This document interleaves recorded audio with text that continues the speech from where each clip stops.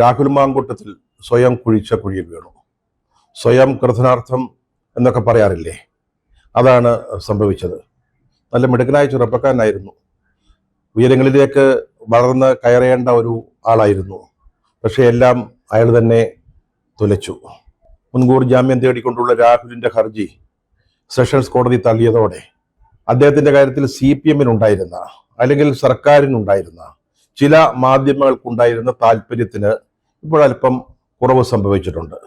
ഇനി ഒരു ദിവസം കൂടി, അതായത് അയാളെ അറസ്റ്റ് ചെയ്യുന്ന ദിവസം, അന്ന് ആഘോഷിക്കാം, പെരുമ്പറയടിച്ച് ആഘോഷിക്കാൻ പറ്റും. പക്ഷേ അയാളെക്കുറിച്ച് ഇനി കൂടുതൽ പറഞ്ഞിട്ട് കാര്യമില്ല. കാരണം കോൺഗ്രസ് പാർട്ടി അദ്ദേഹത്തെ തള്ളിക്കളഞ്ഞു, തള്ളിപ്പറഞ്ഞു, പുറത്താക്കി.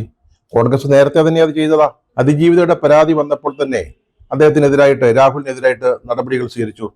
കോൺഗ്രസ് എന്തൊക്കെയാണ് ചെയ്തത്? യൂത്ത് കോൺഗ്രസ് പ്രസിഡന്റ് സ്ഥാനത്ത് നിന്ന് അദ്ദേഹത്തെ ഒഴിവാക്കി, പാർട്ടിയിൽ നിന്ന് സസ്പെൻഡ് ചെയ്തു. സസ്പെൻഷൻ എന്ന് പറഞ്ഞാൽ ചെറിയൊരു സസ്പെൻഷൻ അല്ല, അനിശ്ചിതകാലത്തേക്കാണ് അയാളെ പുറത്താക്കിയത്. പ്രായോഗിക അർത്ഥത്തിൽ അയാൾ പാർട്ടിയുടെ പുറത്തായിരുന്നു. പിന്നീട് നിയമസഭാ കക്ഷിയിൽ നിന്ന് മാറ്റി, കോൺഗ്രസിന്റെ MLA എന്ന പദവിയിൽ നിന്ന് അയാളെ മാറ്റി നിർത്തി. മാത്രമല്ല അദ്ദേഹത്തിന്റെ ഇരിപ്പിടം കോൺഗ്രസ് ബ്ലോക്കിന് പുറത്തായിരുന്നു. അത് പാർട്ടി സ്പീക്കറെ അറിയിച്ച് ആ രീതിയിലുള്ള ഏർപ്പാടുകൾ ചെയ്യുകയും ചെയ്തു. അതോടുകൂടി രാഹുലിനെ വെച്ചുള്ള കളിക്ക്, അതിന്റെ സാധ്യതകളിൽ ഇപ്പോൾ വലിയ കുറവ് സംഭവിച്ചിരിക്കുകയാണ്.